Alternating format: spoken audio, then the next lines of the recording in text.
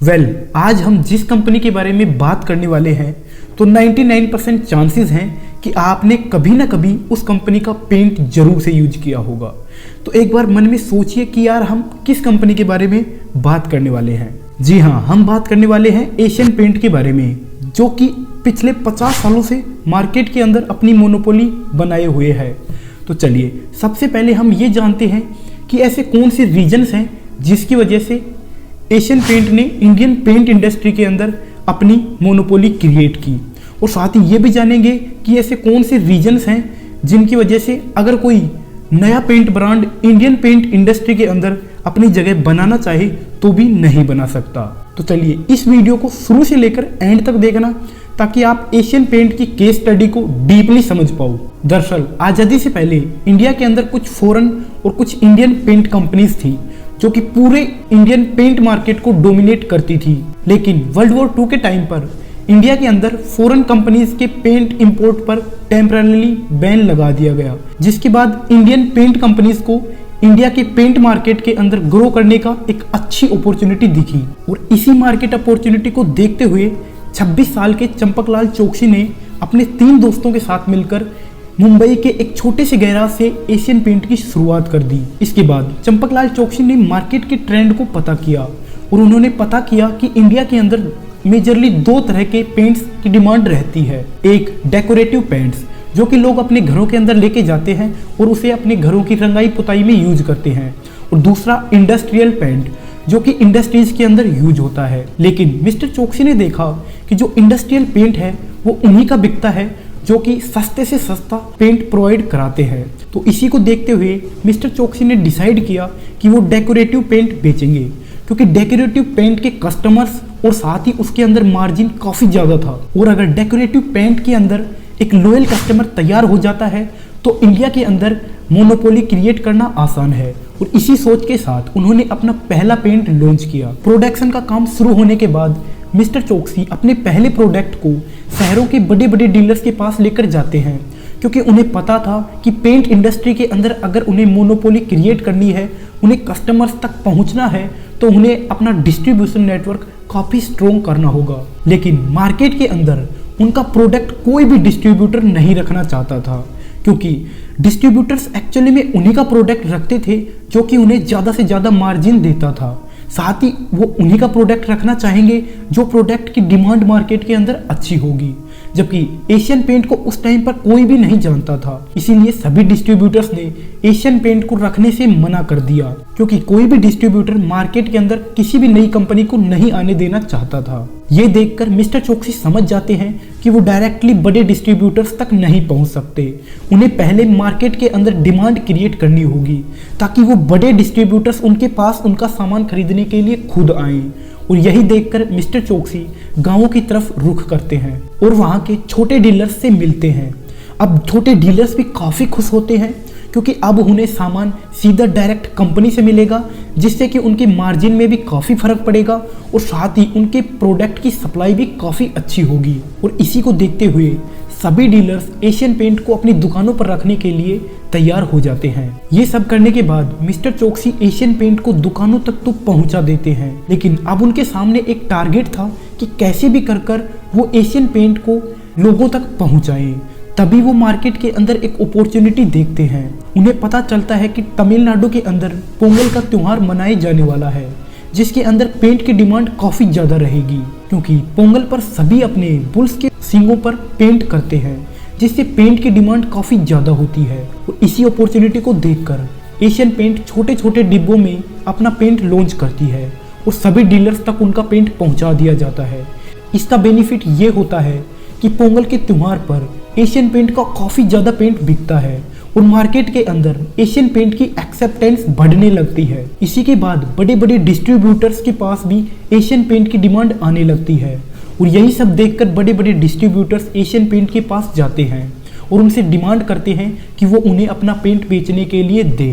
वो वही डिस्ट्रीब्यूटर्स थे जिन्होंने कभी एशियन पेंट को अपनी दुकानों पर रखने के लिए मना तक कर दिया था। और इन्हीं छोटे छोटे स्टेप्स के चलते एशियन पेंट ने 1952 में 23 करोड़ रुपीस का रेवेन्यू जनरेट किया, जो कि उस टाइम एक बहुत बड़ा नंबर था। अब टाइम था एशियन पेंट का इनोवेशन करने का, तभी मिस्टर चोकसी देखते हैं कि ज़्यादातर लोग अपने घरों को रंगने के लिए चूने का इस्तेमाल करते हैं, जो कि कपड़ों को बहुत गंदा करता था और चूना कभी भी किसी भी चीज़ के लग जाता था। तब मार्केट के अंदर प्लास्टिक इमल्शंस भी था, जिसके अंदर ये कोई भी प्रॉब्लम नहीं थी, लेकिन प्रॉब्लम थी कॉस्ट की, क्योंकि प्लास्टिक इमल्शन उस टाइम पर चूने से 5 गुना महंगा पड़ता था, जिसे कि सभी इंडियंस अफोर्ड नहीं कर सकते थे। इसी को देखकर मिस्टर चोकसी ने 1950s में वॉशेबल डिस्टेम्पर लॉन्च किया, जो कि कीमत के अंदर प्लास्टिक इमल्शन से काफ़ी सस्ता था, और देखते ही देखते वॉशेबल डिस्टेम्पर एक सक्सेस साबित हुआ और इससे कंपनी को काफ़ी बूस्टअप मिला। इसीलिए उन्होंने 1970s के अंदर IIT और IIM से प्रोफेशनल्स को हायर किया, जिनमें से ज़्यादातर लोग आज भी कंपनी के साथ काम करते हैं। मिस्टर चोकसी हमेशा से टेक्नोलॉजी को ज़्यादा इंपॉर्टेंस देते थे। इसी के चलते कंपनी ने 1974 में 8 करोड़ का पहला सुपर कंप्यूटर खरीदा, जिसको कि वो मार्केट ट्रेंड, इन्वेंट्री और साथ ही पेंट की डिमांड पता करने के लिए यूज करते थे। एशियन पेंट के कंप्यूटर खरीदने के 10 साल बाद सुपर कंप्यूटर IIT और इसरो के पास आया था। इसी को देखकर आप अंदाजा लगा सकते हो कि मिस्टर चोकसी कितने ज़्यादा इनोवेटिव थे।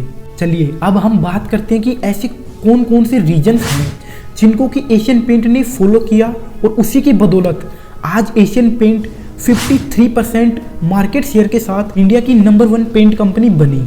तो सबसे पहला जो रीजन है वो है स्ट्रॉन्ग डिस्ट्रीब्यूशन नेटवर्क। आज एशियन पेंट के पास 17,000 से ज़्यादा डीलर्स हैं, जो कि एशियन पेंट को हर गली मोहल्ले तक पहुंचाते हैं। इससे जो कस्टमर है वो बाकी पेंट ब्रांड की तरफ नहीं जाता। दूसरा जो रीजन है वो है B2C मॉडल। बाकी जो पेंट ब्रांड हैं उनका जो प्रोडक्ट मैन्युफैक्चरर होता है वो सीधा जाता है डिस्ट्रीब्यूटर्स के पास, और डिस्ट्रीब्यूटर्स से जाता है डीलर्स के पास, और उनसे जाता है कंज्यूमर के पास। लेकिन एशियन पेंट ने अपने जो डिस्ट्रीब्यूटर्स हैं उनको बीच से हटा दिया और उन्होंने अपना प्रोडक्ट सीधा डीलर्स तक पहुंचाना शुरू कर दिया, जिससे कि जो डिस्ट्रीब्यूटर्स का कमीशन था वो उनके पास बच जाता है। इससे वो ज़्यादा मार्जिन दे पाते हैं डीलर्स को, जिससे कि डीलर्स भी खुश। जिसके बाद जो मार्जिन बचता है उसे खुद रख लेता है, या फिर जो थोड़ा बहुत रह जाता है वो कस्टमर्स को डिस्काउंटेड के रूप में दे देता है।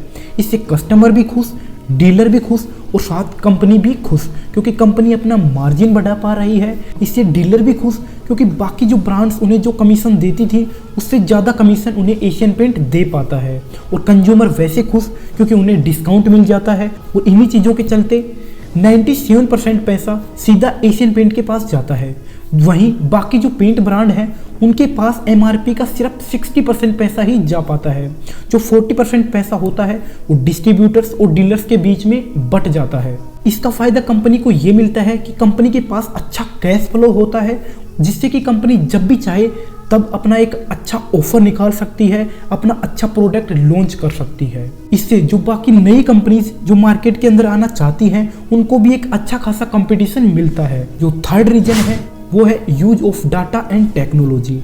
मिस्टर चोकसी हमेशा से टेक्नोलॉजी अडोप्टिव रहे हैं, इसलिए उन्होंने सबसे पहले टेक्नोलॉजी को अडोप्ट किया और सबसे पहला सुपर कंप्यूटर उन्होंने खरीदा। इससे हुआ ये फ़ायदा कि उन्हें एक सुपर कंप्यूटर की वजह से उनके पास ज़्यादा डाटा था, और साथ ही वो मार्केट के अंदर उनकी पेंट की जो डिमांड थी उसे अच्छे से ऑब्जर्व कर सकते थे। और इसी का बेनिफिट ये हुआ कि उन्होंने मार्केट के अंदर कभी भी किसी भी अपॉर्चुनिटी को मिस नहीं किया। चौथा जो रीजन है वो मेरा one of the favourite reason है, और ये देखकर यार सच में मैं एक बार तो शॉक हो गया कि कोई कंपनी अपने डिस्ट्रीब्यूशन नेटवर्क को इतना भी स्ट्रॉन्ग बना सकती है। चलो अब मैं आपसे क्वेश्चन करता हूँ, आप मुझे बताइए कि यार कोई भी कंपनी अपने डीलर्स को जो सामान का स्टॉक प्रोवाइड कराती है वो कितने दिनों में प्रोवाइड कराती होगी। अब आप कहोगे कि यार इतना सामान बिकता होगा कि वो 5 दिन में प्रोवाइड करा देती होगी, फिर 10 दिन में कराती होगी। लेकिन मैं आपसे कहूँ कि एशियन पेंट अपने डीलर्स को दिन में 4 बार स्टॉक सप्लाई करती है। इसके भी कई बेनिफिट्स हैं। पहला जो बेस्ट बेनिफिट है वो है कि जो डीलर है उसके पास सामान की कमी कभी होगी ही नहीं। इससे जो कंज्यूमर है वो किसी और ब्रांड की तरफ नहीं जाएगा, क्योंकि उन्हें सामान सबसे पहले मिल जाएगा। और जो दूसरा रीजन है वो है कि डीलर्स को अपना बड़ा सा गोडाउन नहीं बनाना पड़ेगा, क्योंकि अब उन्हें सामान दिन में 4 बार मिल रहा है, जिससे वो उतना ही सामान लेंगे जितना थोड़ी देर में जब गाड़ी वापस आएगी तब तक वो ख़त्म हो जाए। इससे वो अपनी थोड़ी जगह में भी अपनी जो डीलरशिप है वो शुरू कर पाते हैं। लास्ट और 6th पॉइंट है इफेक्टिव मार्केटिंग। एशियन पेंट ने कई अच्छे एडवर्टाइजमेंट किए, जैसे कि हर घर कुछ कहता है।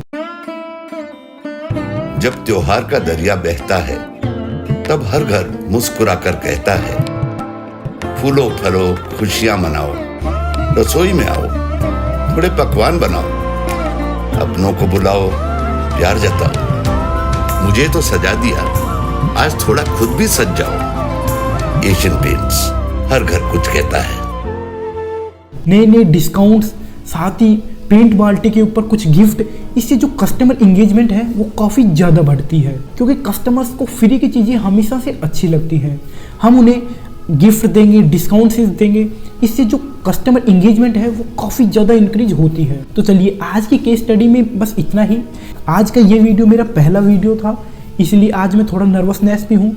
तो आप मुझे बताइए कि अगली केस स्टडी में किस कंपनी के ऊपर लेके आऊँ। तब तक के लिए टाटा।